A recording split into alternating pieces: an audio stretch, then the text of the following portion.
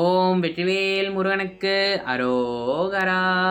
உங்கள் எல்லாரையும் தமிழ் கடல் முருகன் சேனலுக்கு அன்போடு அழைக்கிறேன். வணக்கம். இன்றைய பதிவில் பார்த்தீங்கன்னா நம்ம பாலமுருகனை பற்றி தான் பார்க்க போகிறோம். நம்ம பதிவுகளை பார்த்தீங்கன்னா வீட்டோட நம்ம என்னென்ன பரிகாரம் பண்ணலாம் தான் நம்ம பார்த்துட்ருப்போம்.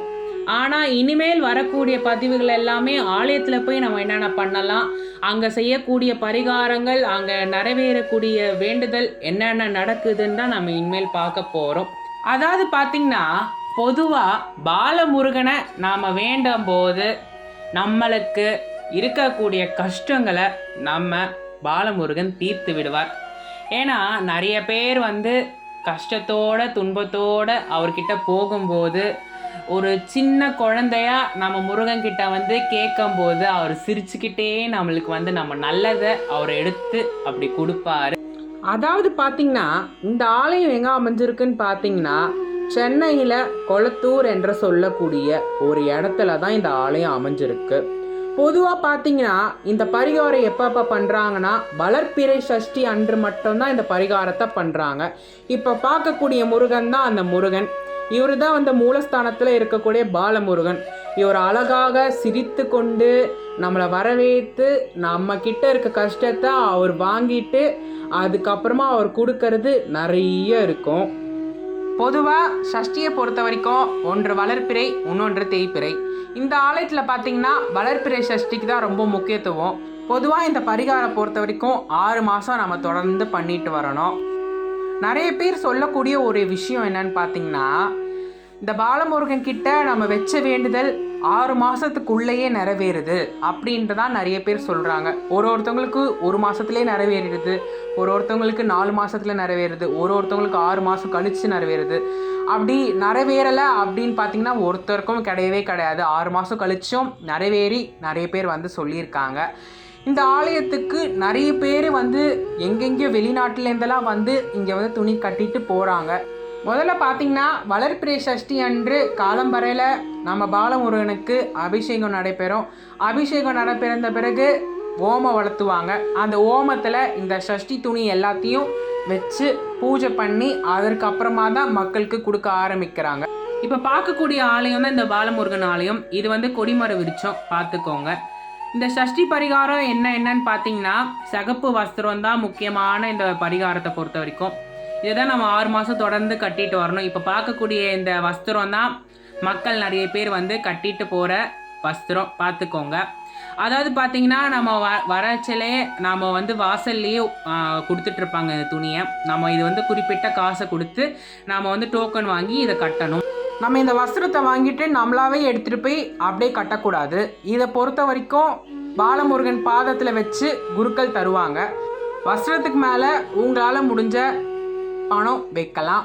இப்போ உதாரணத்துக்கு 10 ரூபா 20 ரூபா அப்படி வைக்கலாம். வச்சுட்டு முருகன் கிட்ட நம்ம வேண்டிட்டு இந்த துணியை கொடுக்கும்போது குருக்கள் போய் அவரோட பாதத்தில் இந்த வஸ்திரத்தை வச்சு பூஜை பண்ணி நம்மக்கிட்ட எடுத்துகிட்டு கொடுப்பாரு. இதை நம்ம என்ன பண்ணணும் அப்படின்னு பார்த்தீங்கன்னா 6 முறை இந்த ஆலயத்தை முருகனை சுற்றி வரணும். சுற்றிட்டு நம்மளுக்கு கொடுக்கக்கூடிய நம்பர், அந்த நம்பர் கொடுப்பாங்க. அந்த நம்பர் பிரகாரம் அங்கே மாட்டி வச்சுருக்கக்கூடிய அந்த போர்டை பார்த்து நீங்கள் இந்த வஸ்திரத்தை கட்டிடலாம். அதாவது பார்த்தீங்கன்னா முதல் மாதம் நீங்கள் கட்டணும். அடுத்த மாதம் உங்களால் வர முடியலன்னா உங்கள் சொந்தக்காரங்க யாராவது கூட கட்டலாம். அப்படி நிறைய பேர் கட்டியிருக்காங்க. உங்களால் வர முடியாத பட்சத்துக்கு உங்கள் வீட்டில் யாராவது கூட இந்த துணியை கட்டலாம். அப்புறமா பார்த்தீங்கன்னா இந்த வஸ்திரத்தை அதுக்கப்புறமா என்ன பண்ணுவாங்கன்னு பார்த்தீங்கன்னா நீங்கள் அடுத்த 2வது மாதம் நீங்கள் திருப்பி இந்த துணியை கட்டும்போது நம்மளுக்கு முதல் மாதம் வஸ்திரத்தை எடுத்து நமக்கிலே கொடுத்துருவாங்க. நீங்கள் கைட்டு எடுத்துகிட்டு கொடுத்தீங்கன்னா அதற்கு மேலே வெத்தலை, பாக்கு, பழம், பூ வைத்து முருகன் பாதத்தில் வைத்து எடுத்துகிட்டு கொடுத்துருவாங்க. அந்த பிரசாதத்தை நீங்கள் வீட்டுக்கு எடுத்துகிட்டு போகலாம். இந்த வஸ்திரத்தை நம்ம எடுத்துகிட்டு போய் என்ன பண்ணலாம் அப்படின்னு பார்த்தீங்கன்னா உங்கள் வீட்டு வெளியில் வாசலில் கட்டலாம். அப்படி இல்லைன்னா நீங்கள் பூஜை அறையில் முதல் நாள் வைத்துட்டு 3வது நாள் இந்த வஸ்திரத்தை எடுத்து நீங்கள் உங்கள் பீரோக்குள்ளே வச்சுக்கலாம்.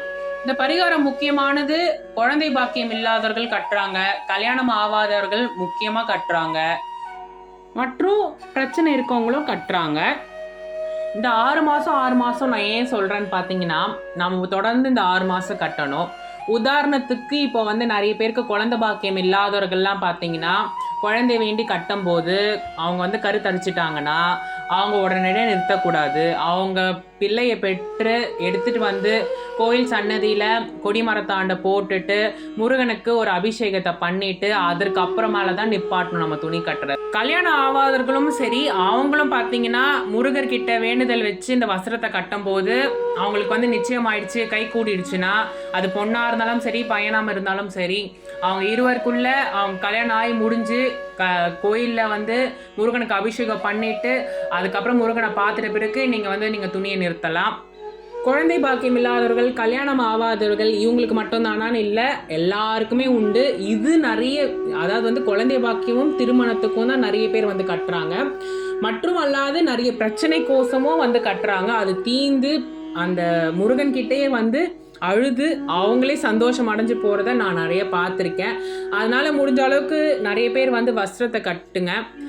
நம்ம கட்டக்கூடிய அந்த வஸ்திரம் பார்த்திங்கன்னா முருகனுக்கு மேலே தான் அதை தூக்கி வச்சுருவாங்க.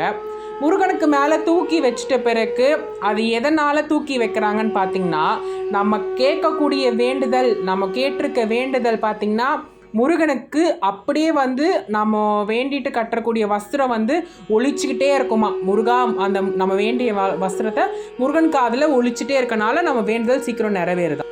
எல்லாரையும் முடிஞ்ச அளவுக்கு பாலமுருகனை வந்து தரிசிங்க. மற்றும் அல்லாது சஷ்டி துணியை வாங்கி நீங்கள் கட்டுங்க. கட்டி உங்கள் வேண்டுதலும் நிறைவேறட்டும். நிறைய பேர் வீட்டில் கல்யாணம் ஆகலை, குழந்தை இல்லை, நிறைய பேர் வீட்டில் சண்டை சச்சரவு இருக்குது. முருகன் இருக்கான் அப்படின்னு நினச்சிட்டு போகிறங்க. அப்புறம் மற்றும் அல்லாது இந்த பரிகாரத்தை பண்ணி பாருங்கள். முடிஞ்ச அளவுக்கு கஷ்டங்களில் இருக்கும்போது முருகன் நம்ம கூட இருக்கான் அப்படின்னு மட்டும் நினச்சிக்கோங்க. நானே வச்சுக்கோங்க, எவ்வளவோ கஷ்டங்கள் இருக்குது, எவ்வளோ பிரச்சனைகள் இருக்குது, ஆனாலும் முருகன் இருக்கான் அப்படின்றத நினச்சிக்கோங்க. பின்னாடி நம்மளுக்கு சந்தோஷம் கண்டிப்பாக இருக்குது. ஒரு விஷயம் நம்ம வந்து பண்ணுறோன்னா நம்ம வந்து தப்பு பண்ணாமல் முருகன் நம்மளை சோதிக்க மாட்டான். சந்தோஷத்தை கொடுக்கறதுக்கு அவன் எவ்வளவோ வச்சுருக்கான், கண்டிப்பாக கொடுப்பார். இன்னொரு விஷயம் பார்த்தீங்கன்னா, எதிரிங்க பிரச்சனை நிறைய இருக்குதுன்னு என்கிட்ட வந்து நிறைய பேர் சொல்கிறாங்க.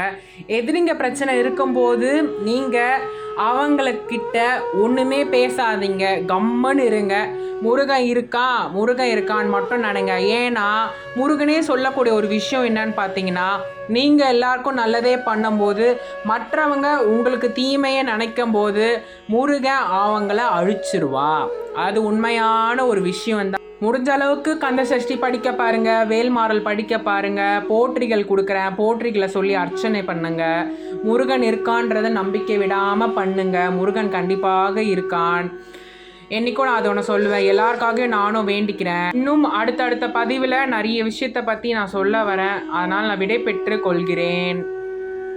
இந்த பதிவுகளை பாருங்கள். முடிஞ்ச அளவுக்கு பாலமுருகனை போய் தரிசிச்சுட்டு வாங்க. நிறைய பேர் போயிட்டு வந்துட்டு எனக்கு கமெண்ட் பண்ணுங்கள். கண்டிப்பாக முருகன் நல்லதே நடத்தி வைப்பார். நானும் வேண்டிக்கிறேன் உங்கள் எல்லாருக்காகவும். கண்டிப்பாக முருகன் கண்டிப்பாக நடத்தி கொடுப்பான். வெற்றிவேல் முருகனுக்கு அரோகரா. நன்றி, வணக்கம். வெற்றிவேல் முருகனுக்கு அரோகரா.